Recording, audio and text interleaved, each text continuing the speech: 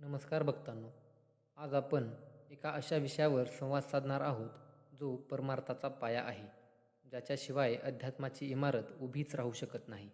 तो विषय म्हणजे सद्गुरूंचे महत्त्व आणि त्यांची अथांग कृपा. विचार करा, आपण जेव्हा एखाद्या नवीन शहरात जातो, तिथले रस्ते आपल्याला माहिती नसतात, तेव्हा आपण काय करतो? आपण कुणाला तरी रस्ता विचारतो किंवा आजच्या युगात मॅप वापरतो. मग भक्तांनो, हा प्रपंच, हा संसार तर एक अथांग आणि अथाट जंगल आहे. इथे सुख कुठे आहे, दुःख कुठे आहे, वासनांचे खड्डे कुठे आहेत आणि अहंकाराचे डोंगर कुठे आहेत, हे या जीवाला कसे कळणार? या संसाराच्या जंगलात आपला हात धरून आपल्याला योग्य रस्ता दाखवणारा जो मार्गदर्शक असतो, त्यालाच सद्गुरू असे म्हणतात.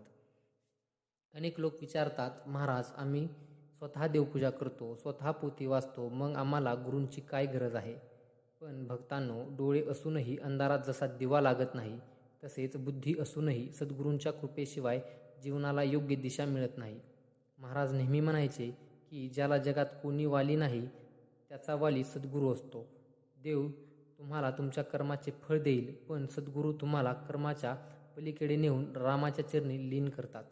आजच्या या विशेष महाव्हिडिओमध्ये आपण समजून घेणार आहोत की श्री ब्रह्मचैतन्य गोंदवलेकर महाराजांनी गुरूंचे स्थान काय सांगितले आहे, ते भक्ताचा उद्धार कसा करतात आणि महाराजांनी आपल्या प्रवचनात दिलेला अंधारातील प्रवाशाचा तो अद्भुत दृष्टांत नक्की काय आहे. आजचे हे चिंतन तुमच्या मनातील सद्गुरूंबद्दलचा भाव अधिक दृढ करेल. व्हिडिओ शांतपणे आणि पूर्ण ऐका. भक्तांनो, सर्वात आधी आपण हे समजून घेतले पाहिजे की गुरु आणि सद्गुरू यात फरक काय असतो. महाराज आपल्या प्रवचनात सांगायचे, अरे, तुम्हाला शालेय शिक्षण देणारे, एखादी कला शिकवणारे किंवा प्रपंचात कसे जगावे हे सांगणारे अनेक गुरु भेटतील. ते तुमचे व्यावहारिक ज्ञान वाढवतील, पण जो तुम्हाला तुमच्या मीपणाचा विसर पाडतो आणि थेट भगवंताची ओळख करून देतो, तोच खरा सद्गुरू. महाराज सद्गुरूंचे वर्णन करताना एका सुंदर गोष्टीवर भर द्यायचे.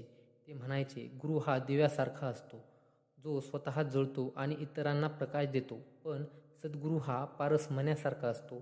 पारसमण्याचा गुणधर्म काय आहे? तो लोखंडाला स्पर्श करतो आणि त्या लोखंडाचे सोने बनवून टाकतो. संतांची कृपा ही अशीच असते. आपण कितीही पापी असो, आपले विचार कितीही मलिन असो, पण एकदा का आपण गोंदवल्याच्या मठात जाऊन महाराजांच्या चरणावर डोके ठेवले की आपल्याकडे लोखंडाचे सोने व्हायला वेळ लागत नाही. सद्गुरू आपल्या आयुष्यात दोन अत्यंत महत्त्वाची कामे करतात. एक, अज्ञानाचा अंधार दूर करणे. आपण वस्तूमध्ये, पैशात सुख शोधत असतो. सद्गुरू आपल्याला सांगतात की अरे बाबा, हे सुख नाही, हा केवळ सुखाचा आभास आहे. खरा आनंद तुझ्या दातात दडलेल्या रामाच्या नामात आहे. दोन, प्रारब्धाचा भार हलका करणे. सुखदुःख हे आपल्या पूर्वकर्मामुळे येत राहतात, पण जेव्हा सद्गुरूंचा आशीर्वाद पाठीशी असतो, तेव्हा दुःखाचा डोंगरही एखाद्या लहान खड्यासारखा वाटू लागतो. ते आपल्याला दुःखातून बाहेर काढत नाहीत, तर दुःख सहन करण्याची अथांग ताकद देतात. भक्तांनो, सद्गुरूंचे महत्त्व सांगताना महाराज भक्तांना नेहमी एक अतिशय प्रगल्भ आणि विचार करायला लावणारा दृष्टांत द्यायचे. महाराज सांगायचे की समजा एक प्रवासी रात्रीच्या वेळी एका घट्ट काळोख्या जंगलातून प्रवास करत आहे. अमावस्येची रात्र आहे, आजूबाजूला हातचे अंतरही दिसत नाही. तो प्रवासी रस्ता हरवला आहे. त्याला भीती वाटत आहे की कुठून तरी हिंस्र पशु येईल आणि आपल्याला खाऊन टाकेल. तो रस्ता शोधण्यासाठी धडपडत आहे, पण अंधारामुळे त्याला दिशा कळत नाहीये. तितक्यात आकाशात विजा कडाडू लागतात. वीज चमकल्यामुळे एका सेकंदासाठी संपूर्ण जंगलात प्रचंड प्रकाश पडतो. त्या प्रकाशात त्या प्रवाशाला समोरचा रस्ता, झाडे, विहीर आणि खड्डे सगळे काही स्पष्ट दिसते. पण भक्तांनो, ती वीज फक्त एक सेकंद चमकते आणि पुन्हा गायब होते. पुन्हा घट्ट अंधार होतो.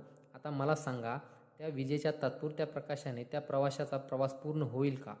नाही, तो पुन्हा अंधारात अडकणार. पण विचार करा, त्याच वेळी जर त्या प्रवाशाला त्या जंगलाची पूर्ण माहिती असणारा, हातात कंदील घेतलेला एक वाटाड्या भेटला आणि त्याने जर त्या प्रवाशाचा हात आपल्या हातात घेतला, तर काय होईल? तो वाटाड्या त्या प्रवाशाला म्हणेल, तू काळजी करू नकोस, माझ्या हातात कंदील आहे, मला रस्ता माहीत आहे, तू फक्त माझा हात घट्ट धरून ठेव, मी तुला जंगलाच्या बाहेर तुझ्या घरापर्यंत सुरक्षित पोहोचवतो. महाराज हा दृष्टांत सांगून भक्तांकडे पाहायचे आणि म्हणायचे, भक्तांनो, त्या आकाशात चमकणाऱ्या विजा म्हणजे तुमचे स्वतःचे ज्ञान, तुमची बुद्धी आणि तुमचे वाचन आहे. तुम्ही कितीही पोथ्या वाचल्या, कितीही विचार केला, तरी तुमच्या बुद्धीचा प्रकाश त्या विजेसारखा क्षणिक असतो. तो तुम्हाला रस्ता दाखवू शकतो, पण पार करू शकत नाही. आणि तो हातात कंदील घेऊन उभा असलेला वाटाड्या म्हणजे साक्षात सद्गुरू आहेत. जेव्हा तुम्ही सद्गुरूंचे बोट धरता तेव्हा प्रपंचाचे कितीही मोठे संकट आले तरी त्यांच्या नामाचा कंदील तुम्हाला कधीच अंधारात पडू देत नाही. ते तुम्हाला थेट भगवंताच्या घरापर्यंत पोहोचवूनच शांत बसतात. महाराज आपल्या प्रवचनात नेहमी एक गोष्ट ठासून सांगायचे, जर देव तुमच्यावर रुसला तर तुम्हाला वाचवायला सद्गुरू समर्थ आहेत, पण जर चुकून सद्गुरू तुमच्यावर रुसले तर जगातला कोणताही देव तुम्हाला वाचवू शकत नाही. कारण देव हा न्यायाधीशासारखा आहे. तो तुमचे पाप पुण्य पाहतो आणि त्यानुसार फळ देतो. पण सद्गुरू हे माऊलीसारखे, आईसारखे असतात. मूल कितीही मातीने माखलेले असले तरी आई त्याला दूर लोटत नाही. ती त्याला जवळ घेते, त्याचे अंग पुसते आणि कडेवर घेते. महाराज म्हणायचे, तुम्ही रामाला पाहिले आहे का? नाही. मग जोपर्यंत तुम्ही रामाला पाहत नाही तोपर्यंत रामावर अनन्य भक्ती कशी करणार? म्हणून आधी सद्गुरूंवर प्रेम करायला शिका. सद्गुरू हेच रामाचे सगुण रूप आहेत. तुम्ही महाराजांच्या शब्दावर जसा विश्वास ठेवाल तसा राम तुमच्यावर प्रसन्न होईल. आज अनेक लोक गुरुमंत्र घेतात पण त्यांच्या मनात संशय असतो. महाराज म्हणतात, परमार्थात संशयाला जागा नाही. गुरुने दिलेले नाम हेच अंतिम सत्य आहे.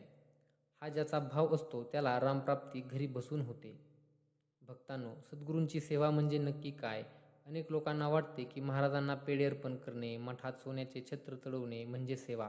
पण महाराज म्हणतात, मला तुमच्या संपत्तीची, पैशाची अजिबात गरज नाही.